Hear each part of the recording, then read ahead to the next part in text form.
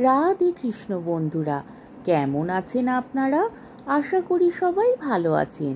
আজকে আবার একটা নতুন ভিডিও নিয়ে হাজির হয়ে গেছি। ভিডিওটি শেষ অবধি দেখার অনুরোধ রইল। আজকের গল্প রবীন্দ্রনাথ ঠাকুরের মানভঞ্জন। গল্পটি দুটি পর্বে পাঠ করব। আজ প্রথম পর্ব। রমানাথ শীলের ত্রিতল অট্টালিকার সর্বোচ্চ তলের ঘরে গোপীনাথ শীলের স্ত্রী গিরিবালা বাস করে। শয়নকক্ষের দক্ষিণ দ্বারের সম্মুখে ফুলের টবে গুটিকতক বেলফুল এবং গোলাপ ফুলের গাছ। ছাদটি উচ্চ প্রাচীর দিয়ে ঘেরা। বহির্দৃশ্য দেখিবার জন্য প্রাচীরের মাঝে মাঝে একটি করিয়া ইট ফাঁক দেওয়া আছে। শোবার ঘরে নানা বেশ এবং বিবেশ বিশিষ্ট বিলাতি নারী মূর্তির বাঁধানো এনগ্রেভিং টানানো রহিয়াছে, কিন্তু প্রবেশদ্বারের সম্মুখবর্তী বৃহৎ আয়নার উপরে ষোড়শী গৃহস্বামিনীর যে প্রতিবিম্বটি পড়ে, তাহা দেয়ালের কোনো ছবি অপেক্ষা সৌন্দর্যে ন্যূন নহে। গিরিবালার সৌন্দর্য অকস্মাৎ আলোকরশ্মির ন্যায়, বিস্ময়ের ন্যায়, নিদ্রাভঙ্গে চেতনার ন্যায় একেবারে চকিতে আসিয়া আঘাত করে এবং এক আঘাতে অভিভূত করিয়া দিতে পারে। তাহাকে দেখিলে মনে হয় ইহাকে দেখিবার জন্য প্রস্তুত ছিলাম না। চারিদিকে এবং চিরকাল যে রূপ দেখিয়া আসিতেছে, এ একেবারে হঠাৎ তাহা হইতে অনেক স্বতন্ত্র। গিরিবালাও আপন লাবণ্যোচ্ছ্বাসে আপনি আদ্যপান্ত তরঙ্গিত হইয়া উঠিয়াছে। মদের ফেনা যেমন পাত্র ছাপিয়া পড়িয়া যায়, নবযৌবন এবং নবীন সৌন্দর্য তাহার সর্বাঙ্গে তেমনি ছাপিয়া পড়িয়া যাইতেছে। তাহার বসনে ভূষণে গমনে, তাহার বাহুর বিক্ষেপে, তাহার গ্রীবার ভঙ্গিতে, তাহার চঞ্চল চরণের উদ্দাম ছন্দে, নূপুর নিক্কণে, কঙ্কণের কিঙ্কিণীতে, তরল হাস্যে, ক্ষিপ্র ভাষায়, উজ্জ্বল কটাক্ষে একেবারে উচ্ছৃঙ্খলভাবে উদ্বেলিত হইয়া উঠিতেছে। আপন সর্বাঙ্গের এই উচ্ছ্বলিত মদির রসে গিরিবালার একটা নেশা লাগিয়াছে। প্রায়ই দেখা যাইত একখানি কোমল রঙিন বস্ত্রে আপনার পরিপূর্ণ দেহখানি জড়াইয়া সে ছাতের উপরে অকারণে চঞ্চল হইয়া বেড়াইতেছে, যেন মনের ভিতরকার কোনো এক অশ্রুত অব্যক্ত সঙ্গীতের তালে তালে তাহার অঙ্গ প্রত্যঙ্গ নৃত্য করিতে চাহিতেছে। আপনার অঙ্গকে নানা ভঙ্গিতে উৎক্ষিপ্ত বিক্ষিপ্ত প্রক্ষিপ্ত করিয়া তাহার যেন বিশেষ কি এক আনন্দ আছে। সে যেন আপন সৌন্দর্যের নানা দিকে নানা ঢেউ তুলিয়া দিয়া সর্বাঙ্গের উত্তপ্ত রক্তস্রোতে অপূর্ব পুলক সহকারে বিচিত্র আঘাত প্রতিঘাত অনুভব করিতে থাকে। সে হঠাৎ গাছ হইতে পাতা ছিঁড়িয়া দক্ষিণ বাহু আকাশে তুলিয়া সেটা বাতাসে উড়াইয়া দেয়। অমনি তাহার বালা বাজিয়া ওঠে, তাহার অঞ্চল বিশ্বস্ত হইয়া পড়ে। তাহার সুললিত বাহুর ভঙ্গিটি পিঞ্জর মুক্ত অদৃশ্য পাখির মতো অনন্ত আকাশে মেঘরাজ্যের অভিমুখে উড়িয়া চলিয়া যায়। হঠাৎ সে টপ হইতে একটা মাটির ঢেলা তুলিয়া অকারণে ছুঁড়িয়া ফেলিয়া দেয়। চরণাঙ্গুলির উপর ভর দিয়া উচ্চ হইয়া দাঁড়াইয়া প্রাচীরের ছিদ্র দিয়া বৃহৎ বহির্জগৎটা একবার চট করিয়া দেখিয়া লয়, আবার ঘুরিয়া আঁচল ঘুরাইয়া চলিয়া আসে। আঁচলের চাবির গুচ্ছা ঝিনঝিন করিয়া বাজিয়া ওঠে। হয়তো আয়নার সম্মুখে গিয়া খোপা খুলিয়া ফেলিয়া অসময়ে চুল বাঁধিতে বসে। চুল বাঁধিবা দড়ি দিয়া কেশমূল বেষ্টন করিয়া বেণীগুলিকে দৃঢ় আকর্ষণে কুণ্ডালায়িত করে। চুল বাঁধা শেষ করিয়া হাতের সমস্ত কাজ ফুরাইয়া যায়। তখন সে আলস্য ভরে কোমল বিছানার উপরে আপনাকে পত্রান্তরালচ্যুত একটি জ্যোৎস্না লেখার মতো বিস্তীর্ণ করিয়া দেয়। তাহার সন্তানাদি নাই, ধনী গৃহে তাহার কোনো কাজকর্মও নাই। সে কেবল নির্জনে প্রতিদিন আপনার মধ্যে আপনি সঞ্চিত হইয়া শেষকালে আপনাকে আর ধারণ করিয়া রাখিতে পারিতেছে না। স্বামীর আছে, কিন্তু স্বামী তাহার আয়ত্তের মধ্যে নেই। গিরিবালা বাল্যকাল হইতে যৌবনে এমন পূর্ণ বিকশিত হইয়া উঠিয়াও কেমন করিয়া তাহার স্বামীর চক্ষু এড়াইয়া গেছে। বরঞ্চ বাল্যকালে সে তাহার স্বামীর আদর পাইয়াছিল। স্বামী তখন স্কুল পলাইয়া তাহার সুপ্ত অভিভাবকদিগকে বঞ্চনা করিয়া নির্জন মধ্যাহ্নে তাহার বালিকা স্ত্রীর সহিত প্রণয়ালাপ করিতে আসিত। এক বাড়িতে থাকিয়াও শৌখিন চিঠির কাগজে স্ত্রীর সহিত চিঠিপত্র লেখালেখি করিত। স্কুলের বিশেষ বন্ধুদিগকে সেই সমস্ত চিঠি দেখাইয়া গর্ব অনুভব করিত। তুচ্ছ এবং কল্পিত কারণে স্ত্রীর সহিত মান অভিমানেরও অসদ্ভাব ছিল না। এমন সময় বাপের মৃত্যুতে গোপীনাথ স্বয়ং বাড়ির কর্তা হইয়া উঠিল। কাঁচা কাঠের তক্তায় শীঘ্র পোকা ধরে। কাঁচা বয়সে গোপীনাথ যখন স্বাধীন হইয়া উঠিল, তখন অনেকগুলি জীবজন্তু তাহার স্কন্ধে বাসা করিল। তখন ক্রমে অন্তঃপুরে তাহার গতিবিধি হ্রাস হইয়া অন্যত্র প্রসারিত হইতে লাগিল। দলপতিত্বের একটা উত্তেজনা আছে। মানুষের কাছে মানুষের নেশাটা অত্যন্ত বেশি।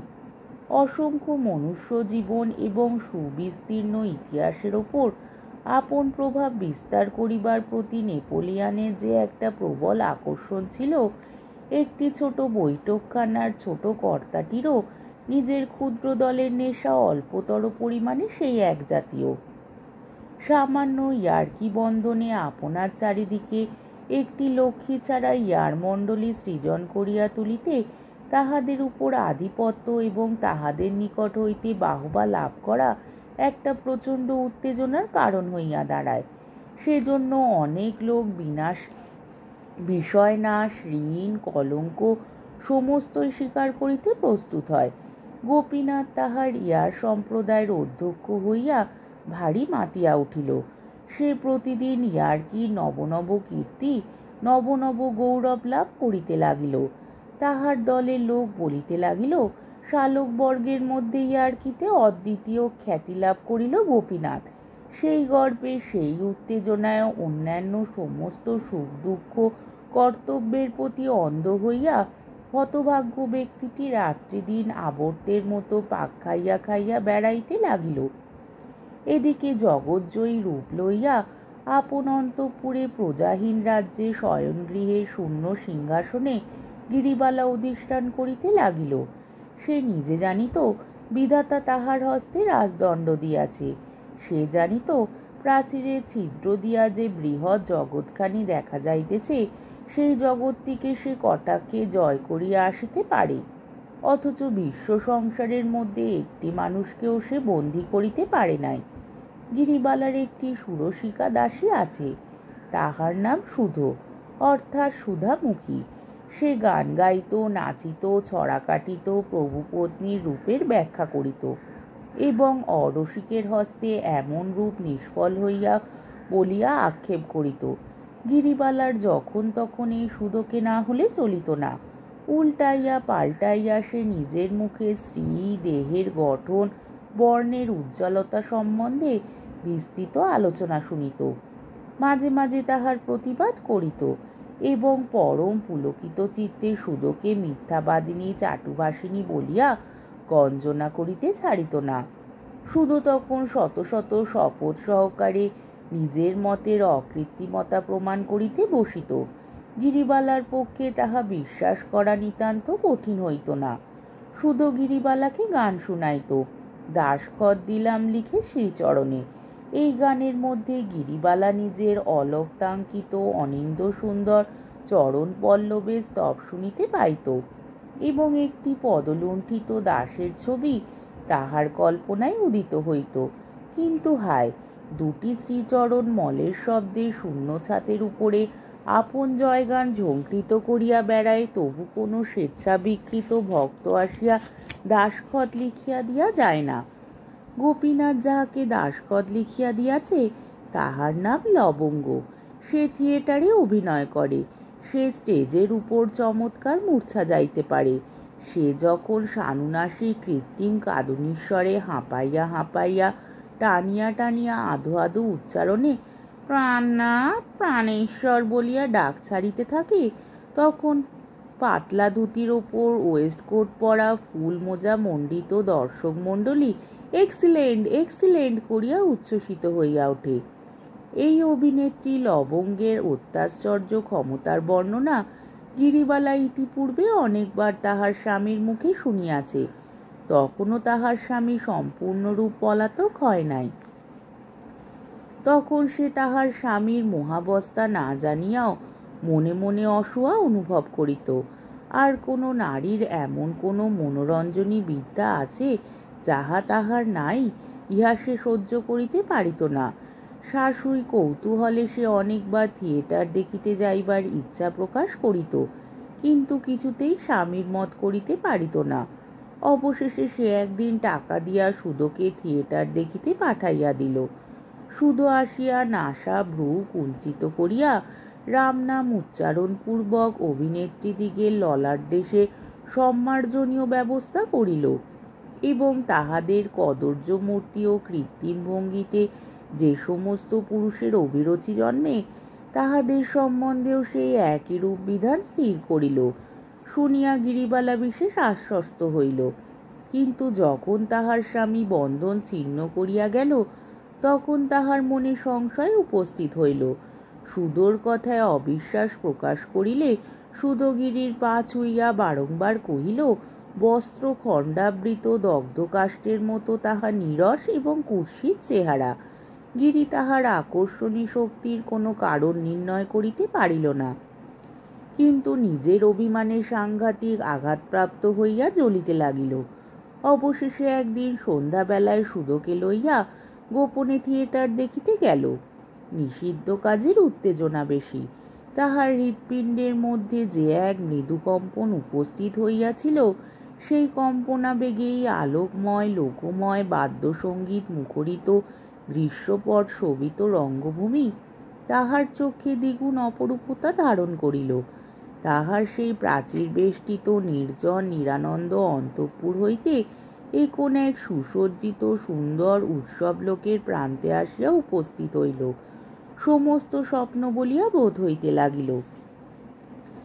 সেই দিন মানভঞ্জন অপেরা অভিনয় হইতেছে।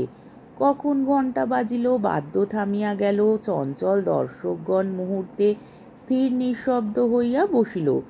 রঙ্গমঞ্চের সম্মুখবর্তী আলোকমালা উজ্জ্বলতর হইয়া উঠিল। পট উঠিয়া গেল। একদল সুসজ্জিত নটি ব্রজাঙ্গনা সাজিয়া সঙ্গীত সহযোগে নৃত্য করিতে লাগিল। দর্শকগণের করতালি এবং প্রশংসাবাদে নাট্যশালা থাকিয়া থাকিয়া ধ্বনিত কম্পিত হইয়া উঠিল। তখন গিরিবালা তরুণ দেহের রক্ত লহরী উন্মাদনায় আলোড়িত হইতে লাগিল। সেই সঙ্গীতের টানে, আলোক ও আবরণের ছটায় এবং সম্মিলিত প্রশংসাধ্বনিতে সে ক্ষণকালের জন্য সমাজ সংসার সমস্ত বিস্মিত হইয়া গেল। মনে করিল এমন এক জায়গায় আসিয়াছে যেখানে বন্ধনমুক্ত সৌন্দর্যপূর্ণ স্বাধীনতার কোনো বাধামাত্র নাই। শুধু মাঝে মাঝে আসিয়া ভৃতস্বরে কানে কানে বলে, বউ ঠাকুরন, এই বেলা বাড়ি ফিরিয়া চলো, দাদাবাবু জানিতে পারিলে রক্ষা থাকিবে না। গিরিবালা সে কথায় কর্ণপাত করে না। তাহার মনে এখন আর কিছুমাত্র ভয় নাই। অভিনয় অনেক দূর অগ্রসর হইল। রাধার দুর্জয় মান হইয়াছে। সে মানসাগরে কৃষ্ণ আর কিছুতেই থই পাইতেছে না। কত অনুনয় বিনয় সাদাসাদি কাঁদাকাঁদি, কিছুতেই কিছু হয় না। তখন গর্ব ভরে গিরিবালার বক্ষ ফুলিতে লাগিল। কৃষ্ণের সেই লাঞ্ছনায় সে যেন মনে মনে রাধা হইয়া নিজের অসীম প্রতাপ নিজে অনুভব করিতে লাগিল। কেহ তাহাকে কখনো এমন করিয়া সাধে নাই।